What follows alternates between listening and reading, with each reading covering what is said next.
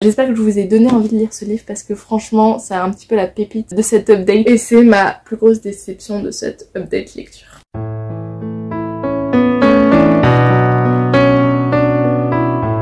Salut à tous, j'espère que vous allez bien. Aujourd'hui on se retrouve dans une nouvelle vidéo pour un petit update lecture.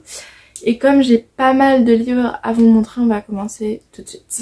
Donc en tout, ce mois-ci j'ai lu 6 romances et un livre de non-fiction qui parle aussi d'amour et un livre contemporain. En tout premier, ce mois-ci, j'ai lu, vous avez dû le voir passer notamment parce que j'en ai parlé dans un vlog, j'ai lu Nos plus belles années de Clara Hérault, publié chez les éditions Hachette. Donc dans ce livre, on suit Jude et Ambre qui font leur rentrée à l'université, qu'elles arrivent à Lille, donc dans une ville universitaire. Et elles pensent qu'elles vont passer les plus belles années de leur vie à l'université, dans les études supérieures, parce que c'est un petit peu le message qui est véhiculé par tout le monde. Et qu'elles vont faire des soirées, enfin pour l'une ça rime avec soirée, pour l'autre ça rime avec excellence académique.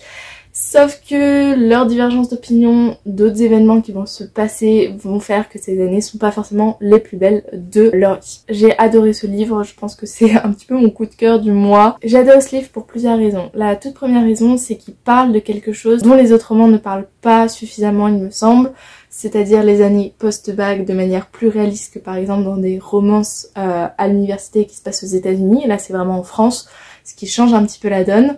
Et on n'est pas dans une romance justement, on est plus dans un livre qui montre une certaine réalité qui malheureusement est triste, avec notamment toute la dimension des agressions sexuelles à l'université.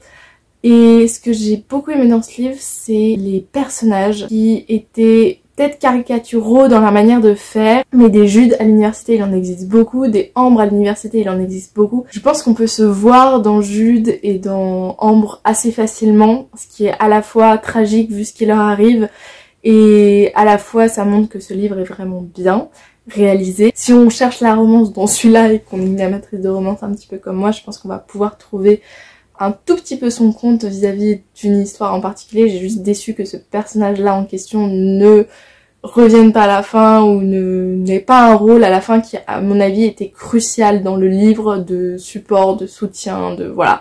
Mais à part ça, ce livre remplit son job de dénoncer quelque chose, de montrer la réalité et que effectivement c'est pas nos plus belles années. Ça peut être de très belles années, mais il y a des très belles années qui se sont passées avant, il y a des très belles années qui se passeront ensuite. Faut pas se focaliser sur ces années-là d'études supérieures qui peuvent être encore une fois très cool, où on peut découvrir beaucoup de gens, faire beaucoup de soirées, etc.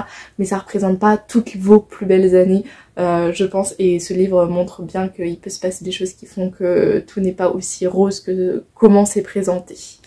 Donc voilà, j'espère que je vous ai donné envie de lire ce livre parce que franchement, c'est un petit peu la pépite de cette update et j'ai commencé par ça. Après ça, j'ai lu également ce mois-ci un livre que j'ai acheté au Festival du Livre. Donc le livre en question, c'est L'Or Olympus de Rachel Smith, publié chez les éditions Hugo BD. Donc c'est une belle... c'est un petit peu lourd. À chaque fois, c'est un bel investissement, on va dire. Il faut savoir que L'Or Olympus, ce sont des BD qui sont sortis, enfin qui au départ sont sur Webtoon, donc une application qui permet de, un peu comme Wattpad, mais cette fois avec des dessins graphiques, donc des bandes dessinées. Et L'Or Olympus est sorti maintenant aux éditions Poche chez J'ai lu, donc c'est un coût qui est vraiment moindre. Et bon, c'est toujours pas donné, je trouve, mais voilà, c'est contrairement à celui-là qui vaut genre 24,95 €, il les vaut, hein, c'est super beau, etc. Mais bon, c'est quand même un petit investissement. Dans L'Or Olympus, si je vous parle juste du tome 1, on suit donc Perséphone qui fait son entrée dans la vie de tous les jours, elle va à l'université, etc. Alors qu'elle a été retenue par sa mère pendant très longtemps, loin des gens normaux, on va dire. Et elle va rencontrer Hadès et va se lier quelque chose entre eux. Alors au tout début, le speech de départ, c'est que Hadès, voyant Perséphone, dit que Perséphone est très très belle, mais c'est pas que parce que Perséphone est belle ce soir-là, c'est aussi parce que il veut énerver Aphrodite. Et du coup, s'ensuit toute une aventure dans laquelle les deux personnages principaux vont nouer des liens, donc Perséphone et Hadès. J'ai été un tout petit peu déçue de ce tome-là. Les dessins sont toujours aussi beaux, l'histoire est toujours aussi captivante. Il y a des thématiques toujours aussi importantes qui sont abordées. Il n'y a pas que l'histoire d'amour entre Perséphone et Hadès, il y a aussi les dieux, leur manière de voir le monde, et voilà. Mais ce que j'étais déçue, c'est que c'est un slow burn tellement long que là je suis en train de me demander si ça vaut l'investissement du tome 4. Voilà, petit spoil si vous avez pas vu, les 2 premières BD, mais voilà, ça prend beaucoup de temps à s'installer. Là, au tome 3, pour moi, on en est toujours au même point qu'au début. Et donc c'est un petit peu frustrant de se dire on fait de l'histoire pour faire de l'histoire. Pour moi ça avance pas assez vite là où il devrait y avoir des avancements, même si encore une fois le scénario comprend des thématiques très importantes, mais quand il s'agit de nos 2 personnages principaux, on est quand même assez lent, enfin je trouve que c'est assez lent. La partie où ça se met en place, etc.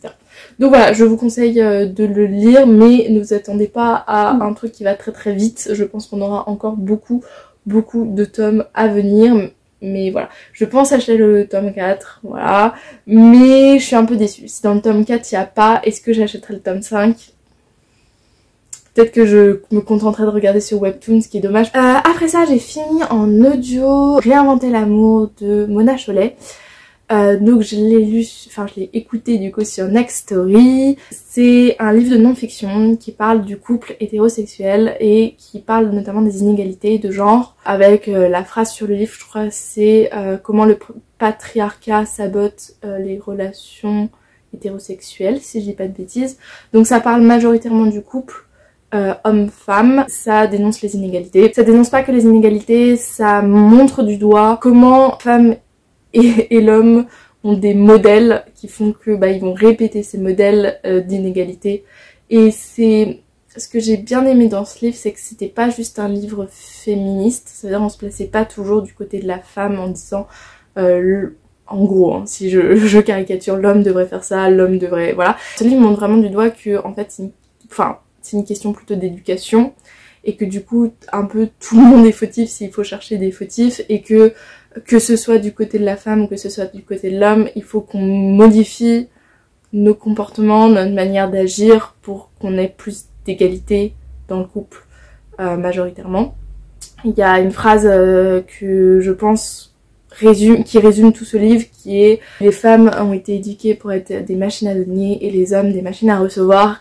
Et rien que là, ça montre que à notre naissance, selon notre genre, on est tourné vers quelque chose, et forcément ça nous aide pas dans le début de notre vie. Ce livre était vraiment bien parce que il est illustré par beaucoup de références de l'autrice, mais c'est aussi affreux dans le sens où tout du long j'ai été horrifiée par certains propos de certaines personnes, puisqu'elle cite des gens.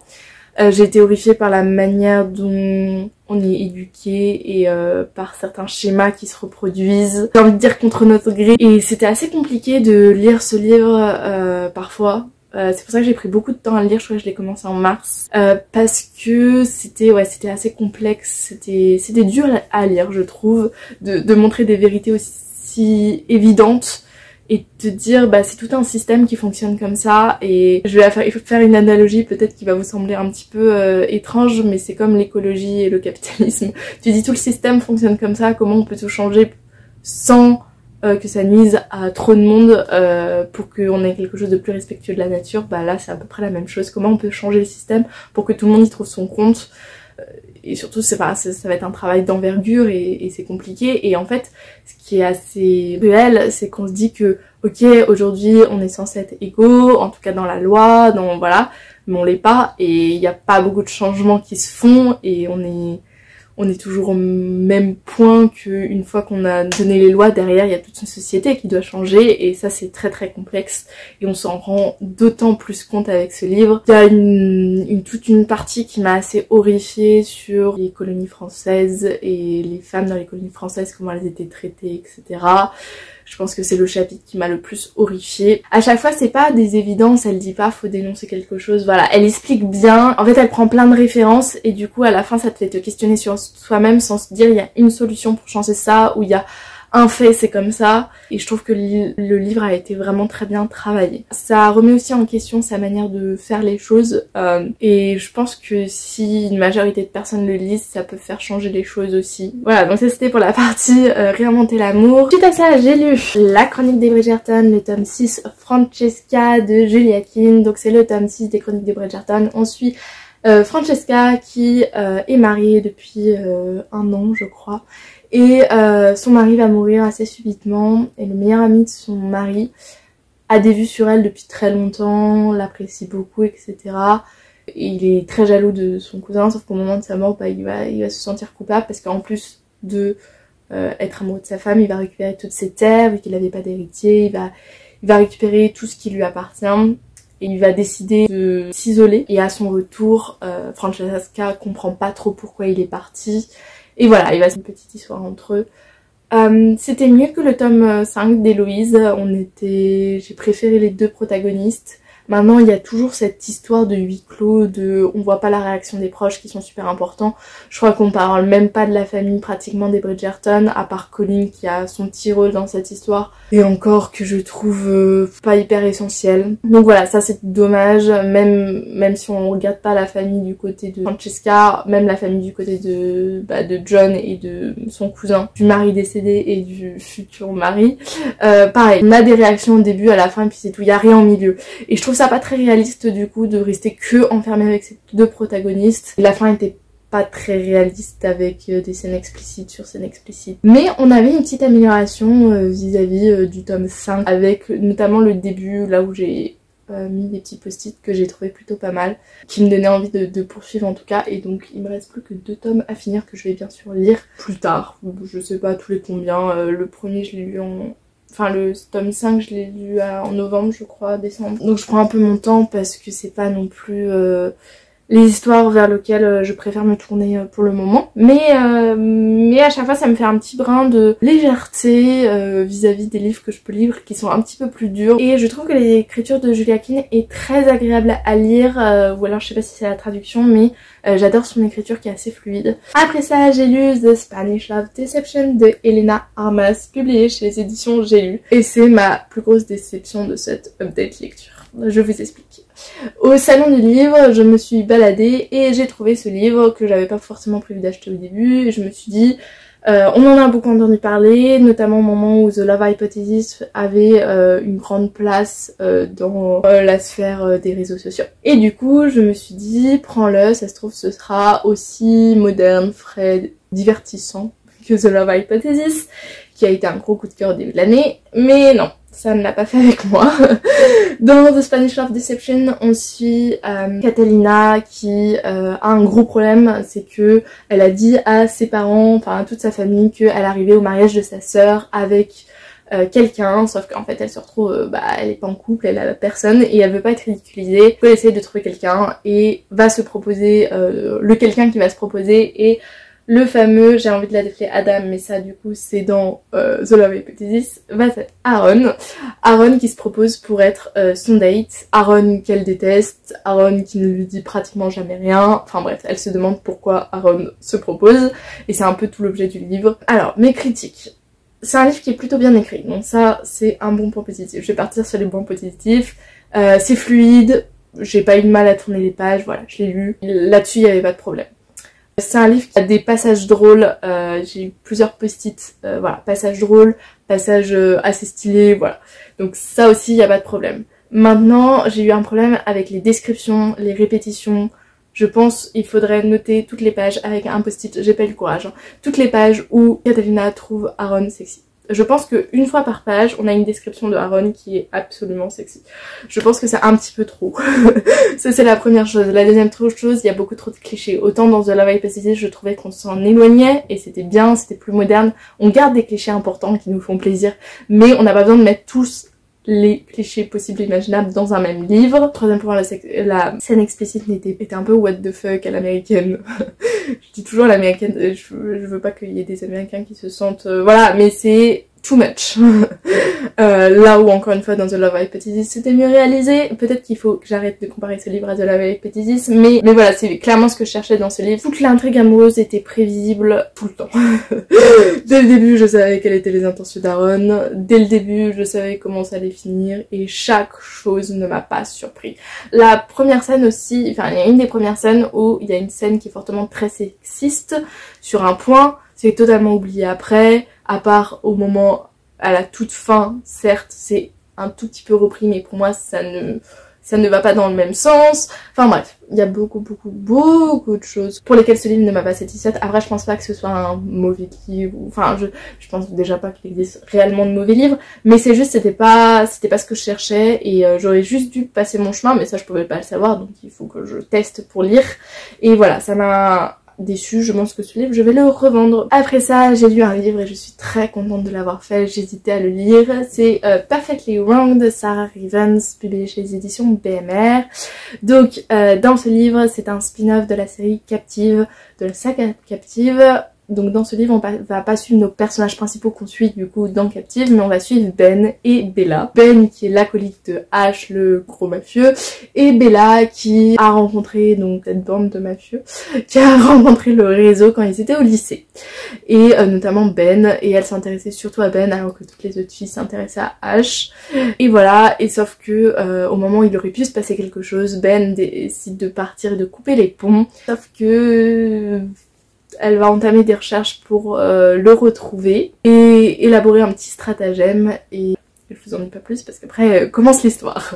Ce livre, je l'ai dévoré, je pense qu'on peut le dire comme ça. Je l'ai lu très rapidement, j'ai beaucoup aimé. Le début a été compliqué de rentrer dedans parce qu'il y avait des flashbacks sur le passé, puis on revenait sur le présent, puis on revenait sur le passé, puis j'avais oublié que l'écriture de Sarah Rivens comprenait des mots très parlés, bon après on est dans un groupe de mafieux donc ça fait plutôt réaliste, mais je veux dire un langage très cru qui dans un livre j'ai pas l'habitude, et du coup pour me replonger dedans c'était assez compliqué, mais une fois qu'on est dedans c'est une écriture qui est plutôt fluide, on peut le dire. C'est pas forcément une belle écriture, une belle plume, mais elle sait tenir un certain rythme, Sarah Rivens, ce qui fait plaisir parce qu'on a envie de lire la suite assez rapidement. Ben est ce livre était beaucoup moins violent que les Captives, dans Captive, puisque on avait tout simplement le regard sur Ben qui est un personnage plutôt sympathique qu'on aime suivre, moi que j'aime suivre, et Bella vit dans la vie de tous les jours, donc c'était assez étrange de voir en même temps, et bien réalisé, hein. En même temps le groupe un peu mafieux illégal, et en même temps la petite vie de Bella qui est simple, qui pourrait être genre comme nous. Il y avait des scènes hyper réalistes, un petit peu iconiques, je sais pas comment dire, mais des scènes assez originales avec... je vous spoil pas, mais il y a des scènes quand même assez incroyables. J'hésite, je sais plus ce que je lui ai mis sur Goodreads et Babelio, je pensais entre un 4 et un 5, mais c'était une très bonne lecture et j'ai aimé, pas un coup de cœur, mais une très bonne lecture. Il y a des petits passages de longueur, peut-être trop de moments où on parle de la mafia. En fait, j'étais aussi un peu perdue, dans les événements, parce que ça se passe entre le 1 et le 2, et que moi j'ai lu le 1, le 2, et ensuite là je lis plus tard. Du coup j'avais des événements où on a des sortes de corrélations entre le tome 1 et le tout début du tome 2, et moi je savais plus où se placer les trucs, et du coup des fois j'étais un petit peu paumée, donc il y a des trucs de mafia, je trouvais ça un petit peu long. Maintenant si on le lit juste après le tome 1, je pense que c'est beaucoup plus fluide, et donc il y a moins de problèmes, parce que tout l'univers de la mafia c'est ce que je préférais dans Captive. Dans Perfectly Wrong, ce que j'aimais plus c'était le couple du coup. Voilà, pour donner un avis. C'est gentillesse, je vous le conseille si vous avez aimé Captive, je pense que c'est un petit peu dans la suite. Maintenant, si vous voulez pas lire Captive pour des raisons qui vous sont propres, je pense que Perfectly Wrong peut se lire aussi un peu à un part, vous serez un petit peu perdu et je vois pas trop le principe, mais vous pouvez le lire à part parce que je pense qu'il tient des scènes qui sont assez plus originales que ce qu'on peut retrouver dans la série principale Captive. Ok, et je vais finir par le dernier livre que j'ai lu il y a pas très longtemps, c'est Le goût de nos rêves de Emma Green, publié chez les éditions Addictive. Dans ce livre, on suit Olympe, Salomé et Simon. Olympe et Salomé sont meilleures amies, elles se serrent les coudes notamment parce qu'elles ont des problèmes relationnels avec leurs familles respectives, et elles travaillent, elles enchaînent les petits boulots dans les cuisines. Ce qu'elles rêvent de faire, c'est monter leur restaurant. Et Simon est le frère de Salomé, il est parti pour des raisons qu'on ne connaît pas au bout du monde faire sa propre vie, et il décide de revenir parce qu'il a reçu en héritage un restaurant et il veut l'ouvrir avec sa sœur. Sauf que va rentrer dans le compte Olympe et va signer entre eux une petite relation entre eux. Je suis assez sceptique sur ce livre, j'ai passé une bonne lecture, j'ai bien aimé. J'ai découvert véritablement pour la première fois Emma Green, j'avais déjà lu de elle The Boy Next Door il me semble, que j'avais bien aimé. J'avais commencé d'autres livres que j'avais un petit peu moins aimé. Je vous avoue, j'ai un petit peu du mal avec la plume d'Emma Green pour le coup.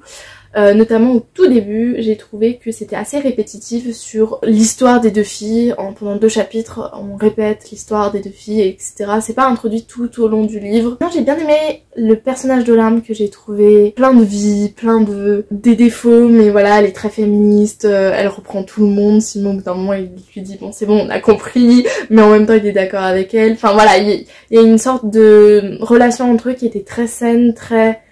Il n'y avait pas la notion, par exemple, dans beaucoup de romances d'appartenance, voilà, on est ensemble maintenant, tu m'appartiens, etc.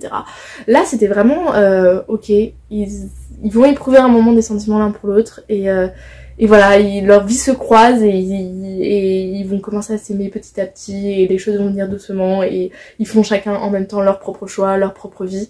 Et ça, j'ai beaucoup aimé. Simon, bon, voilà, il m'a un peu tapé sur les nerfs des fois, mais c'était un personnage masculin qui était pas tout beau, tout sexy, il était réaliste, il avait du charme, mais en même temps il était genre humain.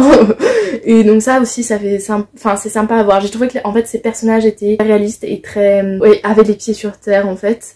Salomé, c'est un petit bout de chou, je l'adore. Qu'elle donnait un plus à cette histoire. J'étais un tout petit peu déçue de la fin, mais ça c'est personnel. J'imaginais autre chose, mais voilà. C'est personnel. J'ai quand même passé un bon moment, je vais le garder dans ma bibliothèque, c'est pas comme The Spanish Love Deception, mais je m'attendais à être plus passionnée par l'histoire et pas été autant que ce que j'aurais aimé, mais voilà, c'est un beau livre et je suis contente de l'avoir lu. Je crois que j'ai fait le tour de mes lectures. J'espère que vous avez aimé, n'hésitez pas à liker, n'hésitez pas à vous abonner si c'est pas déjà fait, je fais des updates lecture tous les mois. On est à, je crois, à 170 abonnés, donc c'est trop cool et je vous remercie à tous ceux qui vous êtes abonnés depuis le début, qui me suivaient, parce que c'est vraiment c'était quelque chose que j'avais beaucoup envie de faire depuis longtemps, de faire ma propre chaîne, et le fait qu'il y ait des gens qui soient intéressés par ça, peu importe combien vous êtes, c'est trop bien. N'hésitez pas non plus à commenter si vous avez des avis différents des miens ou les mêmes avis. J'aimerais beaucoup savoir si vous avez lu par exemple Le Goût de nos rêves ou The Spanish Love Deception, si vous, par exemple pour The Spanish Love Deception, vous êtes passé à côté de votre lecture ou pas. Voilà, dites-moi dans les commentaires, ça m'intéresse beaucoup. Et sinon je vous dis à la semaine prochaine pour une autre vidéo. Salut!